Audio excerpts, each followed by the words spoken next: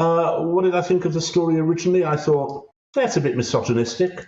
I didn't think as many women MPs and indeed commentators and columnists were clamouring that it was, as I heard one woman say, horrific, and words like that. It wasn't horrific. You know, the Holocaust was horrific. The death of a child is horrific. Calling someone a name, making this slight about Angela Rayner was very rude and perhaps Neanderthal, but it wasn't horrific. Now we find out that this probably, and it seems to have come from Angela Rayner herself, then it beggars belief that we haven't heard more from the newspapers backtracking on all those columns, all those many thousands of words, all those forests in Central Europe which were felled to make room for all the women columnists claiming that this is what we have to put up with every day. This is misogyny, rank, outrageous misogyny, and it should be outlawed, and Tories should resign, and only women should be in Parliament. One woman was saying that there should be a majority of women in Parliament because the old feminist logic says that whilst men subjugate women, men and women are really equal, but women are actually better. All three mutually exclusive statements, which they all seem to believe simultaneously. So it's been absolutely absurd. And I want to hear from those women columnists about what they say. The other thing it does is it saddens me a little bit. I think that joshing that Angela Rayner allegedly took part in with those Tory MPs shows up a human and humorous side of a woman who I think is a considerable politician, and unlike what was said in the Mail on Sunday, I think is very easily able to outwit Boris Johnson. Admittedly, that's not terribly hard. He doesn't have the sharpest wit in the world, but I think she does very, very well at the dispatch box, regardless or not of whether she's crossing and uncrossing her legs. And this, I think, if she had said, look, this was a light-hearted comment, it doesn't really matter.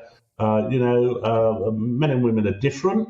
We're different people, and this was a joke, and it should be treated as a joke. And let's all move on, please. There's a Third World War about to happen. Yeah. You might have thought that would have, for me, impressed me enormously, even more, because I think Rayner is an impressive politician. I think she does a really, really good job for the Labour Party.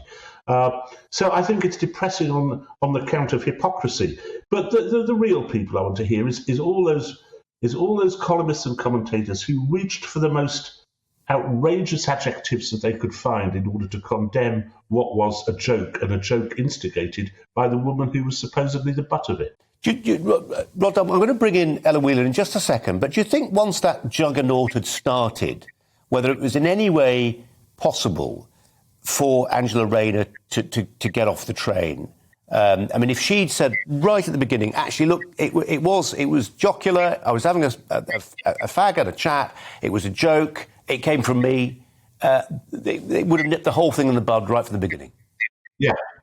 Yes, it would have done, and I wish she'd done that. And in fact, when the story first broke in the Mail on Sunday, I heard Angela Rayner, I saw a clip of Angela Rayner being interviewed by some woman called Lorraine, who was trying to outdo herself in paroxysms of fury that Miss Rayner could be subjected to such comments.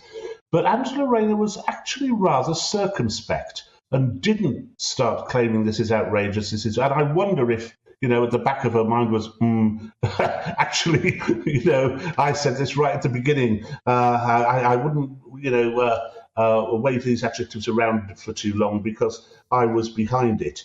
And I think, the fact that she was behind it, it's a funny joke. If she is sitting on the terrace of the House of Commons, if she was, and was making these jokes to Tory MPs, I think that's very funny, and it rather makes me like her. Well, whereas the hypocrisy of crawling, this vile, outrageous sexism, it is just so hypocritical. And as ever with these complaints about misogyny, based on a falsehood.